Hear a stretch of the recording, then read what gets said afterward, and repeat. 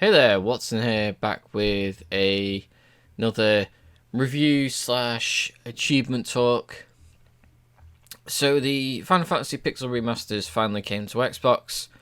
I got them on launch, and I'm just now getting around to doing the review slash achievement talk for them. By the time this goes up on the channel, the first Let's Play for Final Fantasy 1 should already be live. So we're going to start by talking about Final Fantasy 1.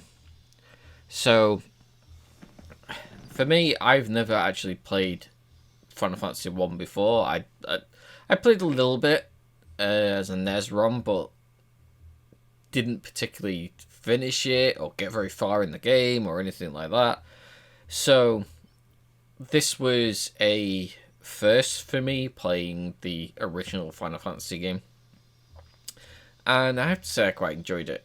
You can see very much that there is a lot of elements to the series that get added in this first game.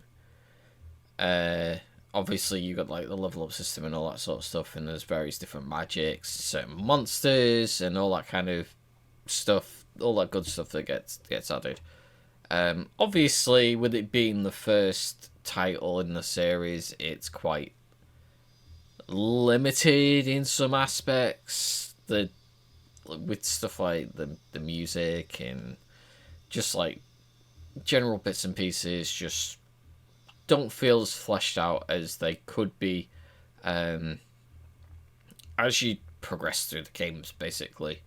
None of the characters have any names yet. Like it's very much a choose your own adventures style game. Very similar to Ultima, which came out just before this. Obviously, it takes quite a lot of bits and pieces from that series. And it's been really fun to actually see the growth of the actual game franchise itself as I've gone through these various different games.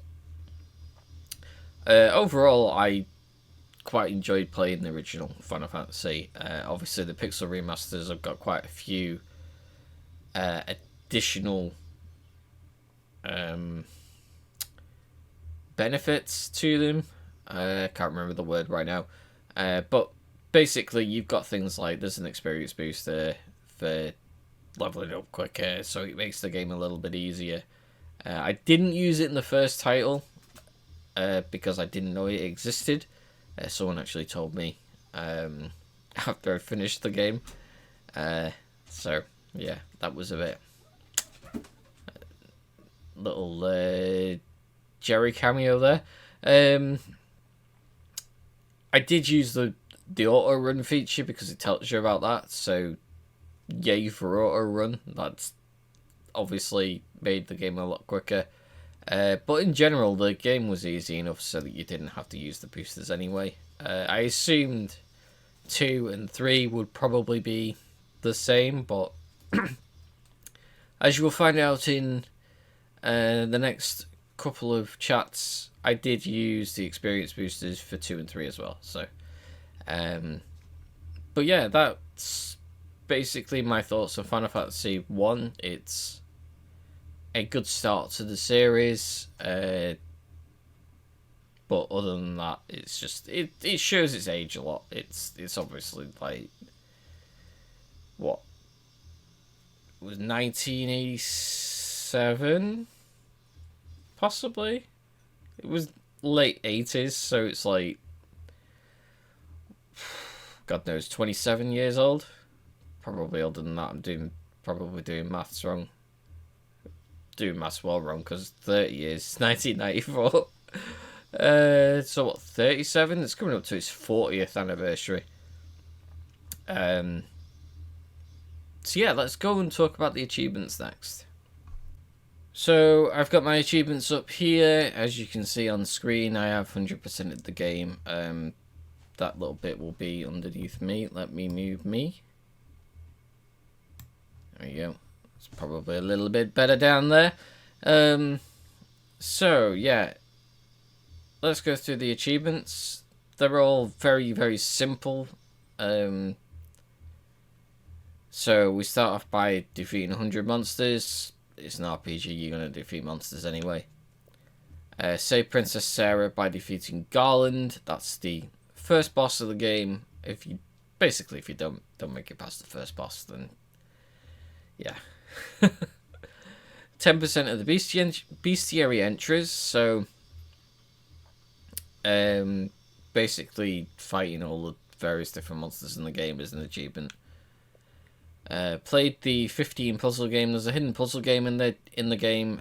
Apparently, quite a few of the original Final Fantasy games had hidden puzzle games of some variety. This one was the standard like 15 puzzle games. So it's like moving tiles with numbers on, so that it makes it like 1, 2, 3, 4, and then it's like in a square.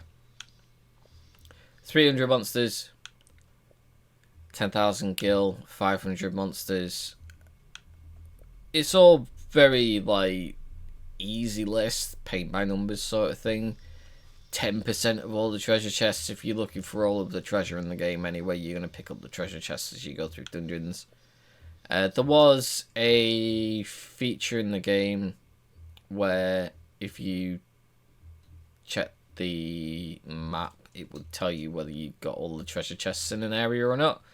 Very handy. Obviously, it helps if you've missed particular things. 100,000 gil. Restore the earth crystal's light. So the general idea of the game is that you are restoring the light to the 4 elemental crystals. This is the first one. The earth crystal. 50% of the bestiary. Restored the fire crystal's light.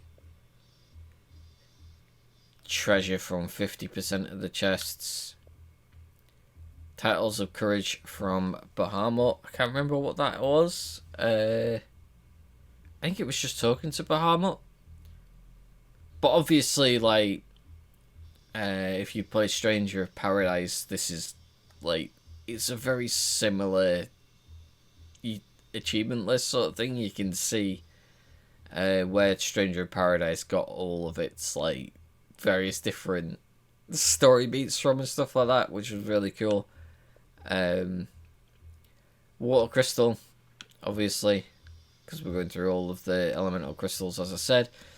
Travel to all the map locations. I don't think this one had any particularly like difficult ones to find or ones that you were locked out of story wise. Pretty certain. Wind crystals light. Obtain Excalibur. Excalibur in most of these games is usually like one of the best weapons, if not the best weapon. It's like, it's up there. It's usually one of the best.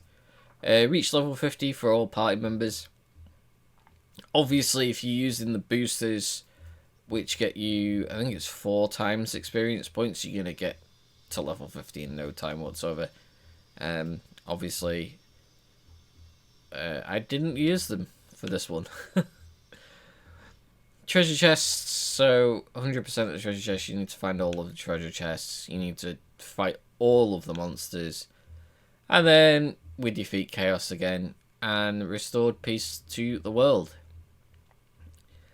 So yeah, it's basically a very paint by numbers list. It's not anything particularly like difficult. But yeah, as I said, I enjoyed it. Having played, like, as I briefly mentioned, Stranger of Paradise before this one. It was good to see where Stranger of Paradise got most of its, like, various different story beats from. And then, like, there was a Bahamut DLC where you got titles from Bahamut and stuff, and you had talks with him and all that sort of stuff. That was interesting. But yeah, that's basically it. That's my little ramble about Final Fantasy 1 and its achievements. As always, don't forget to like, comment, and subscribe. There'll be a few more of these reviews going up over the next couple of weeks as the series goes out, and I will hopefully see you guys in the next one.